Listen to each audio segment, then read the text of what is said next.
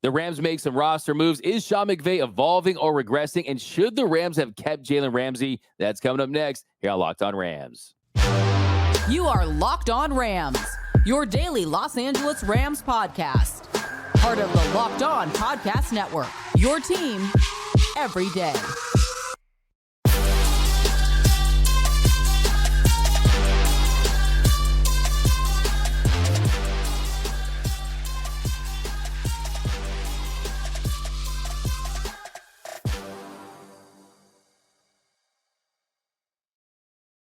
What is up, Ramley, and welcome to another episode of Locked On Rams, your daily podcast covering your Los Angeles Rams. Free and available wherever you get your podcasts. Locked On Rams, part of Locked On Podcast Network, your team every day. We're also available over on YouTube, so if you haven't yet, be sure to hit that subscribe button, hit that notification bell, hit that like button. Just past 10,000 subscribers, trying to get to 10 million, so if you haven't yet, be sure to hit that subscribe button. My name is Doug McCain. You can follow me on Twitter and Instagram at DMAC_LA. I've been covering LA sports for over a decade, the Lakers for SI, Dodgers for Dodgers Nation, 24/7 Sports. Now the Rams for Locked On. And as always, I'm joined by the Rams pre-half and post-game show host for the Rams flagship radio station, ESPN 710 LA.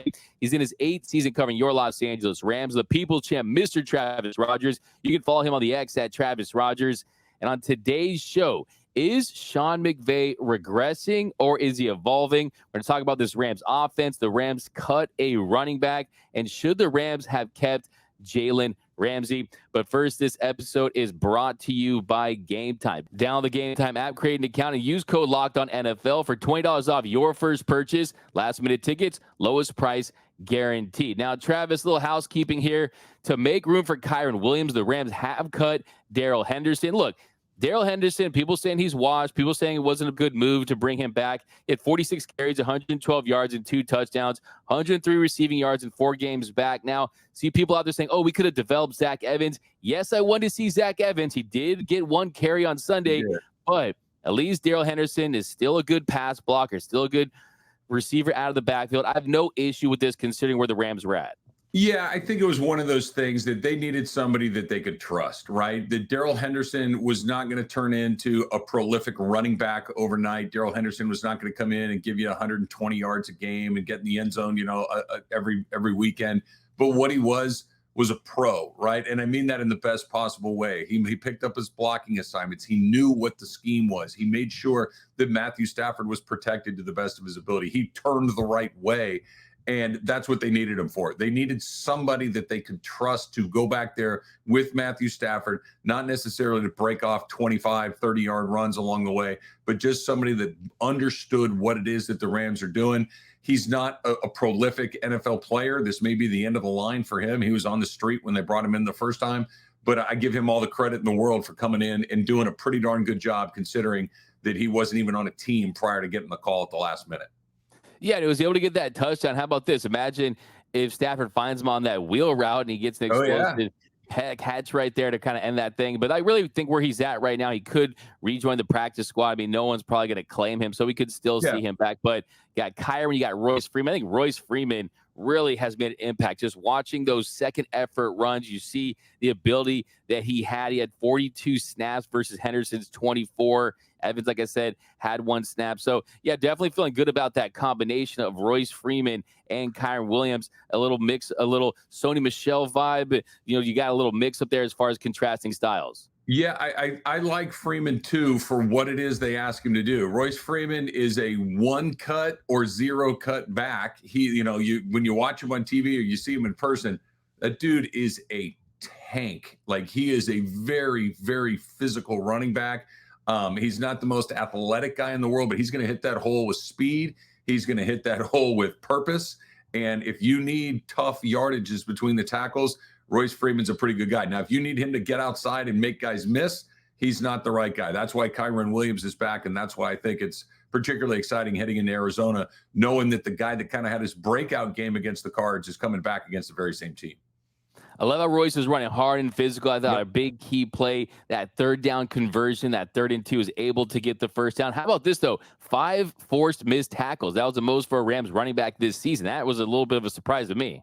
That may be more on Seattle, maybe not having their best day tackling than it is Royce Freeman turning into Barry Sanders for a weekend. But yeah, look, you take what you can get. They won the game. He's a big part of it.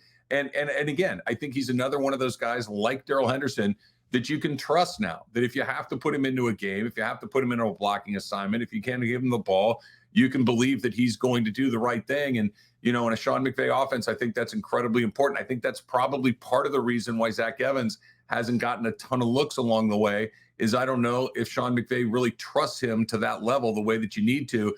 If the most important player on your team is, I don't know if I want to call Matthew Stafford injury prone, but certainly somebody that has had injuries over the last couple of seasons.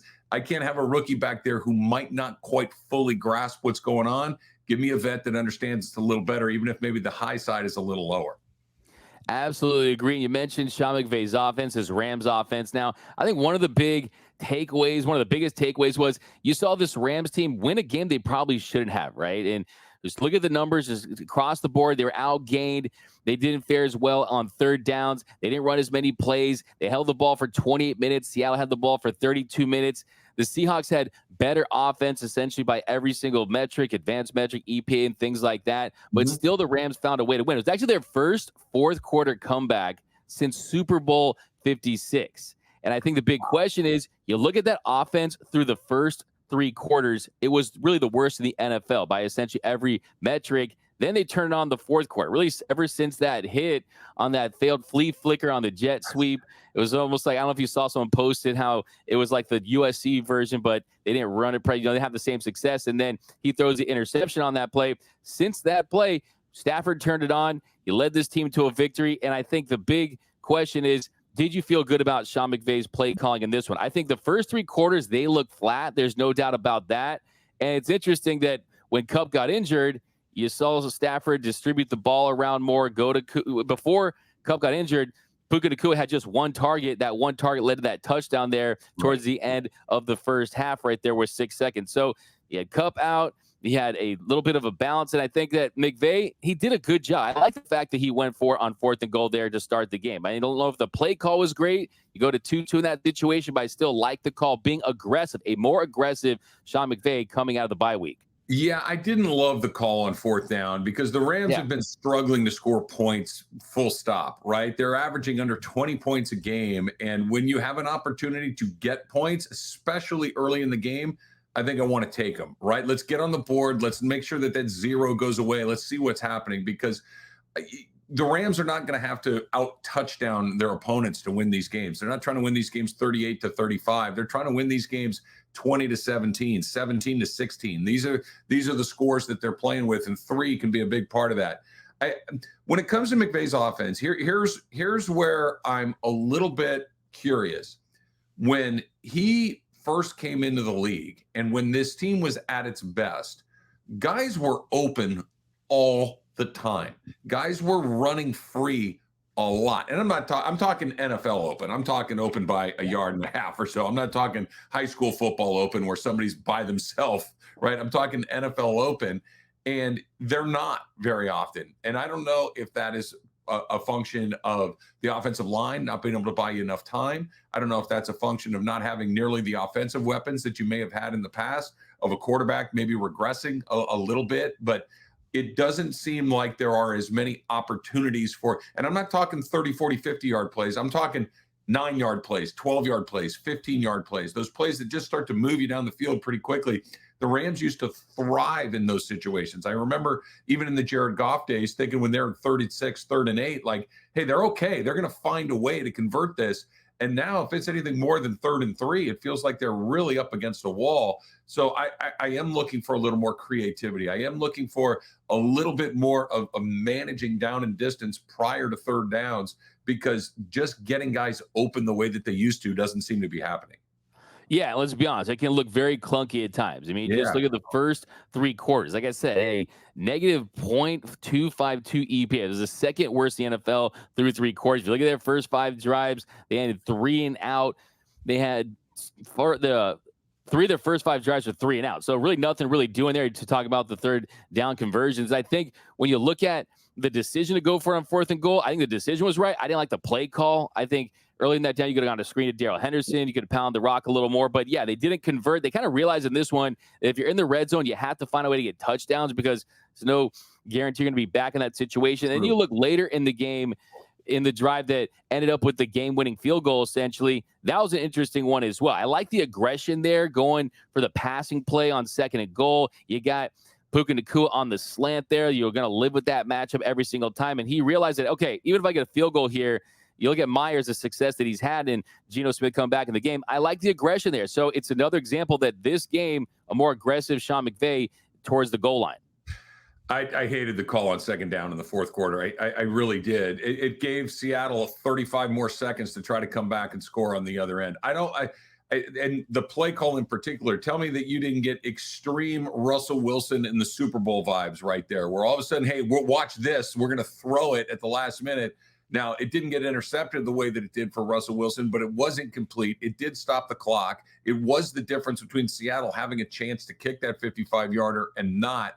I didn't like it at the time. Again, this goes back to if you have a chance to take that field goal earlier in the game, I don't want to be super conservative the entire time. Points are good, right? You don't always have to try to push. And at the end, that was going to come down to clock management much more, I think, than having a chance to score a touchdown rather than a field goal. If you just run the ball there, you ultimately kick the field goal. Instead of giving them the ball back with about a minute and a half, you give them the ball back with about a minute. We still didn't know if Geno Smith was coming back in at that point. There was still a possibility of a Drew Lock show at that point.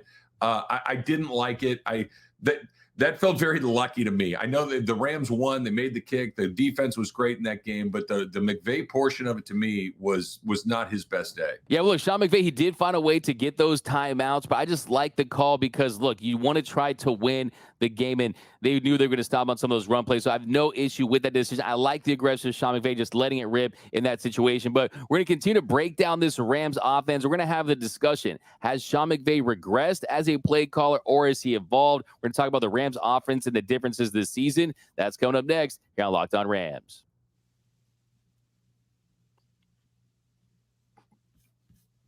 So going to games is awesome, right? Going to games with your buddies, with your family, it's always a great time. But have you had that moment where you're worried about getting tickets at the very last minute? You don't need to worry about it anymore. You are covered with the Gametime app, right? Put the Gametime app on your phone, and now you don't have to worry about when you're buying tickets to your next big event.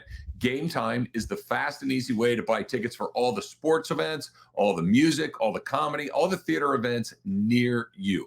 Last minute deals, flash deals, easy to find and buy tickets for every kind of event in your area. So it's hockey season here in LA. You want to do that. It's basketball season. Of course, it's the NFL season.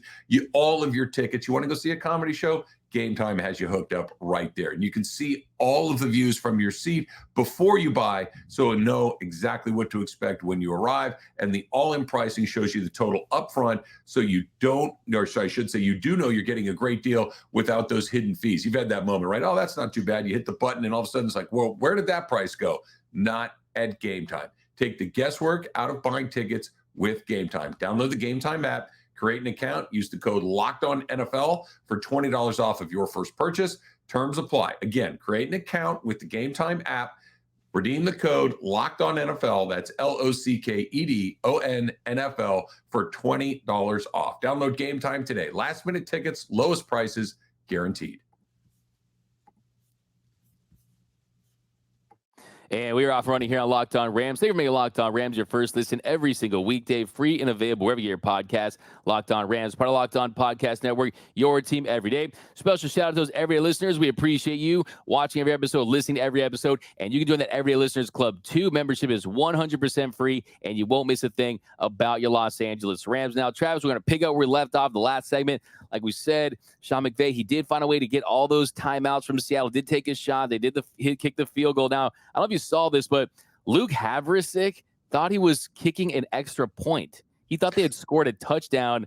What do you make of that? I mean, get your head in the game. That's not good.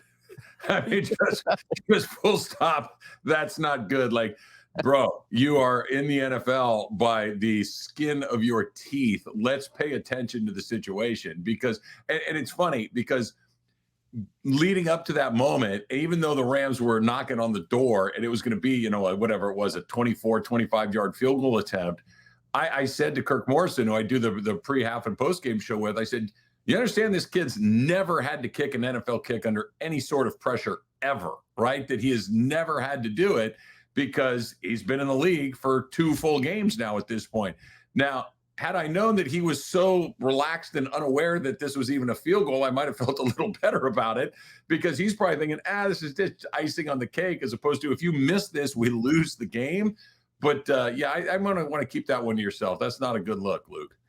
Yeah, I think he's like, yeah, it was so weird. Like, I blanked out, so I thought we actually scored, and I hit a PAT. I looked at the score, and I was like, oh, dang, we're only up 1. They only need a field goal. Like, it just kind of got a little of that vibe, just kind of reading that. But, yeah, definitely, hey, he's definitely done pretty well. I mean, you got to give him some credit. I think he's made so many opportunities, but yeah, he has fared really well. He went 1 for 2 from 49 yards, but he's only at 10 from beyond 50, that 52-yard against the Packers. So definitely has showed some promise. Now, here in our next talk, we're going to continue to break down this Rams offense. And really the difference this season with the Rams, I think that you're seeing Sean McVay, he's starting to really adjust to the league adjusting to him, right? You're seeing them go to a gap scheme. You're seeing more of that motion offense. He's really looking beyond to 2024 as well. That's something I don't think a lot of people are talking about. Everyone's talking about the auditions for the young players and trying to get that dead cap away and to go out there and make free agent signings, add an edge, cornerback, a left tackle, whatever it may be. But also, this is an adjustment year for Sean McVay,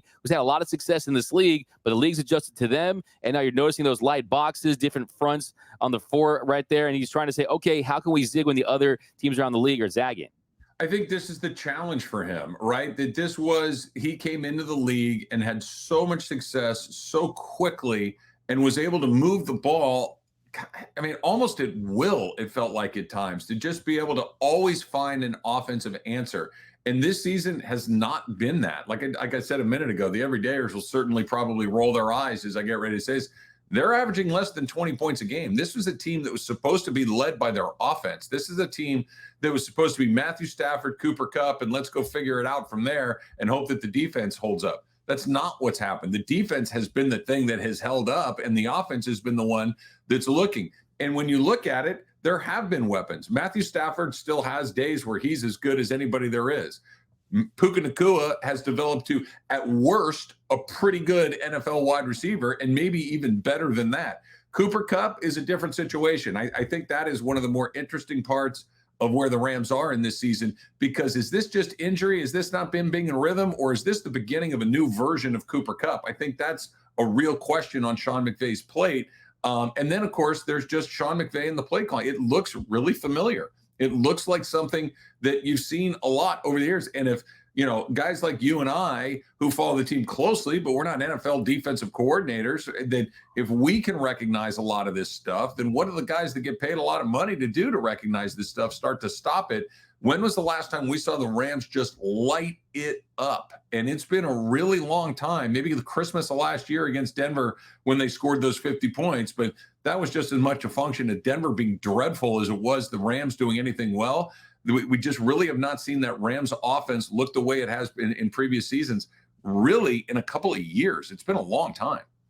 I agree, for sure. And yes, I'm not a defensive coordinator, but I am dressed like one. Dressed for the job you want. So I get the coach's polo. I'm just a couch coach, right? I mean, that's how it is. But yeah, I agree 100% that you haven't seen them lap the scoreboard. There is no doubt about that. I think there's more to it in the sense that Matthew Stafford really can only be an elite quarterback for 4 quarters with a functioning offensive line. That's giving him protection. That's giving him consistent weapons. I mean, it's got to be frustrating for Matthew Stafford that's banged up playing through injuries. Cooper Kupp, he twists his ankle, he goes out. It feels like his best weapon has been consistently on the field enough to really build that into what it was in 2021. Let me stop you right there, D-Mac. Let me ask you a question.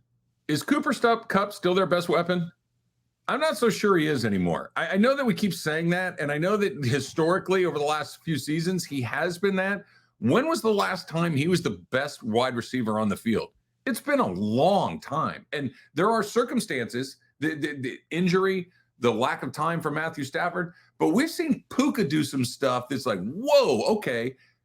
Cooper Kupp, I'm willing to give him the benefit of the doubt that's injury, but this idea that he's just this high level wide receiver, I'm going to need to see it again. Remind me how good you are, because it's been a minute since he's looked like the Cooper Kupp that was the Super Bowl MVP. And I get it. That is a 10 out of 10 version of a player. You don't stay up there forever. But can we get the 8 version, the 7.5 version? Because we've been getting 4s and 5s for a season and a half.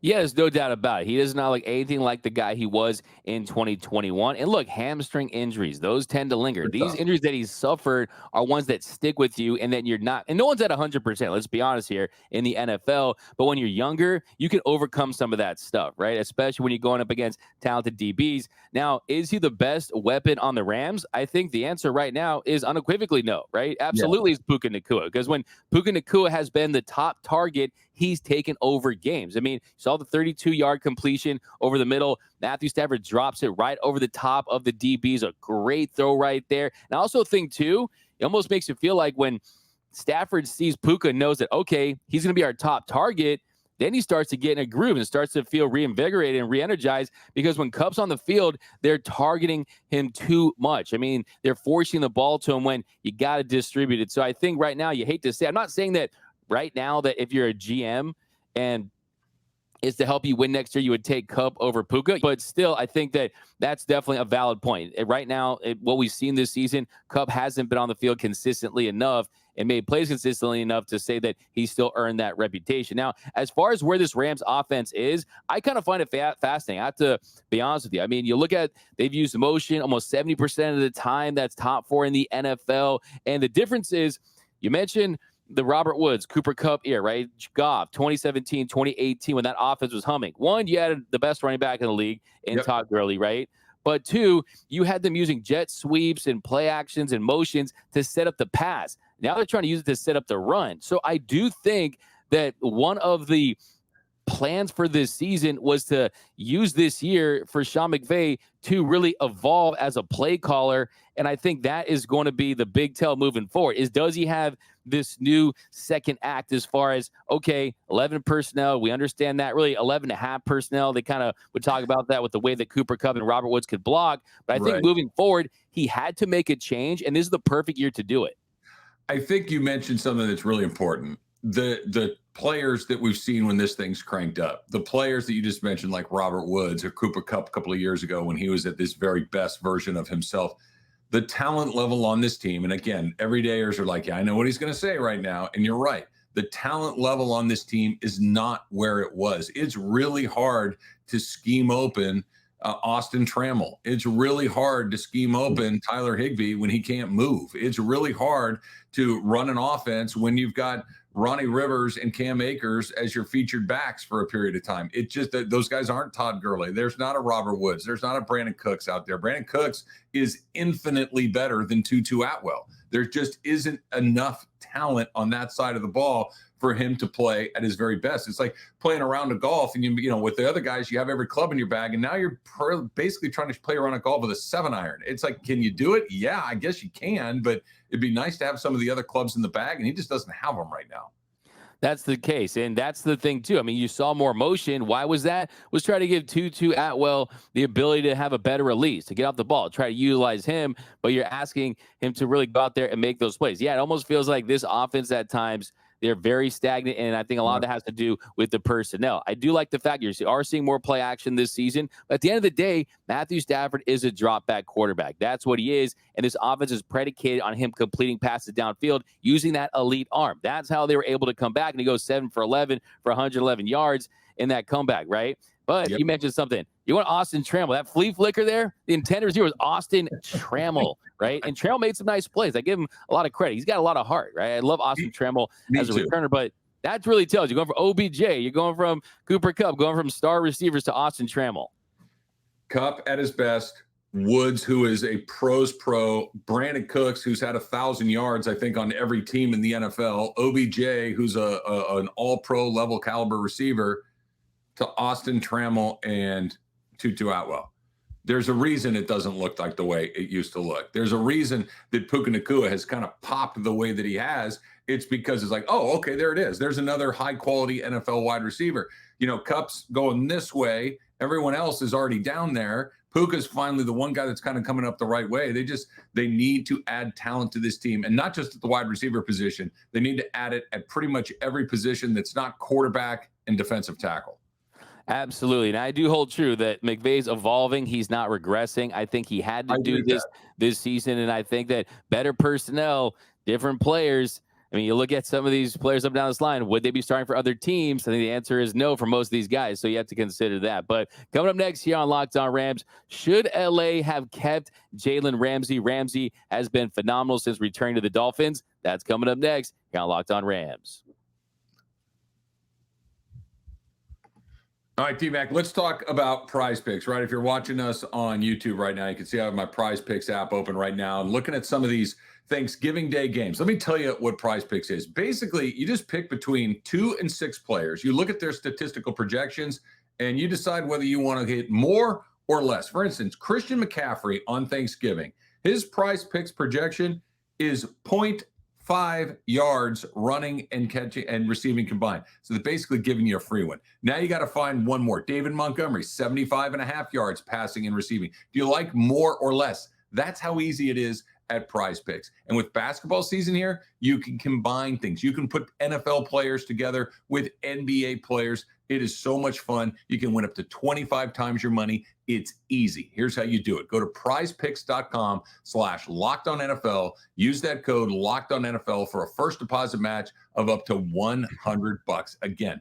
prizepicks.com/LockedOnNFL. Use the code LockedOnNFL for a first deposit match of up to $100. Pick 2 players, pick 3, all the way up to 6. You can win up to 25 times your money. Go do it right now. PrizePicks.com/LockedOnNFL. And we are off and running here on Locked On Rams. Welcome back to the show. Here on our third segment, though, we're talking Jalen Ramsey. Now, Travis, Ramsey has been absolutely balling with the Miami Dolphins. He's allowed a 0.0 passer rating when he was targeted this season, had a couple interceptions. He's looked great. There's no doubt about it. Of course, the Rams, they traded him last off season along with other non-moves. Of course, you don't bring back Bobby Wagner, A'Shaun Robinson, Greg Gaines. The list goes on and on. I still think where they're at, you're able to get that third-round pick. You turn that third-round pick into Byron Young. Byron Young's been one of the best rookies of the year. I think he deserves consideration for Defensive Rookie of the Year. At the end of the day, though, it's going to take some time to see who won or lost this trade. Jalen Ramsey is one of the best players in the league at his position and has been for what? Going on 10 years now. When he leaves, you're going to miss him there. And it wasn't like Jalen Ramsey was traded to the Dolphins because he was washed, because he was getting burned left and right. It's because the Rams transitioned into a different part of their football team. This is a transitional period, not a expensive veteran period.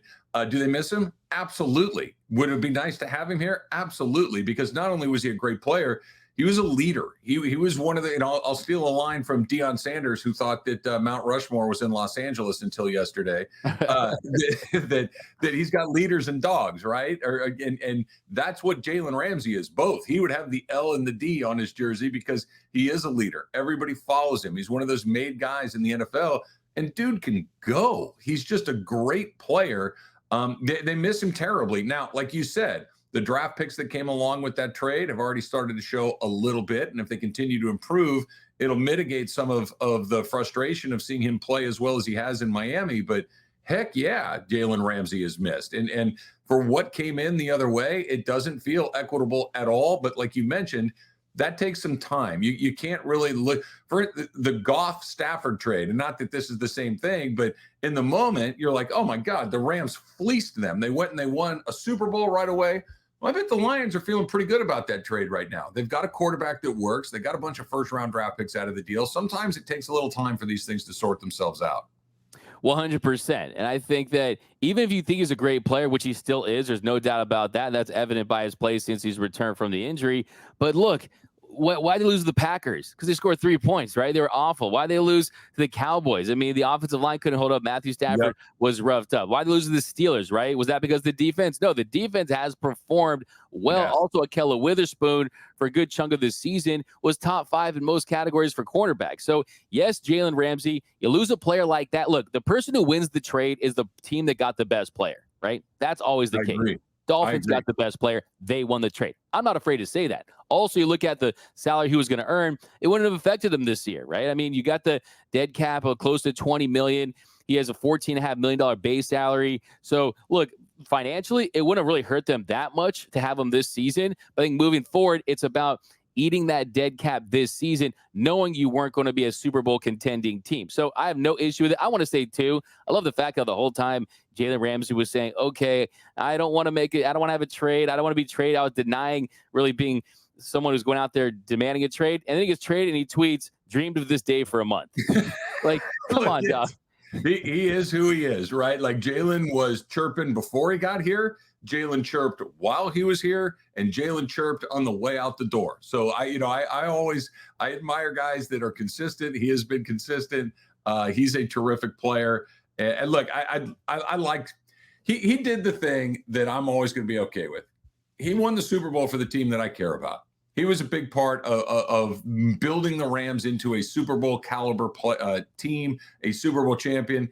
And I will always be grateful to him for what he did there. And I hope he goes and kills it in Miami as long as it's not against the Rams. 100%. I think that he's a player that you need to keep happy, like we talked about before the show. When he's right as far as the coaching and when he's right as far as the scheme and he feels good about it, he's going to go out there and ball out. Also, too, I mean, those next few seasons weren't guaranteed on his deal. That $100 million deal he signed in 2020. Dolphins, they guaranteed 2 of those deals. So he's happy there. Selfishly, I did want to see him return as a Ram and just retire as a Ram just because of how good he is. And I just love watching elite corners. His name was perfect, obviously, for being a Ram. Jalen Ramsey. I don't think Jalen Finzi or Jalen Dolphinsy. I mean, I don't think they changed his name. So I definitely wanted to see him finish his career here. I loved him in LA, but I'm happy for him. I have no issue when you look at the direction of these franchises. Like I said, it's like buying a Porsche and you don't have a functioning toilet, right? This year was not about going out there and having those luxury items.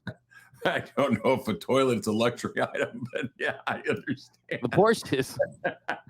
Oh yeah, okay, my bad. I misunderstood. Yeah, I'm gonna. You know what I'm gonna need? I'm gonna need 2 toilets before I get a Porsche. Oh yeah, no, for sure. I don't want to have to drive to the gas station every time I need to do something. Exactly.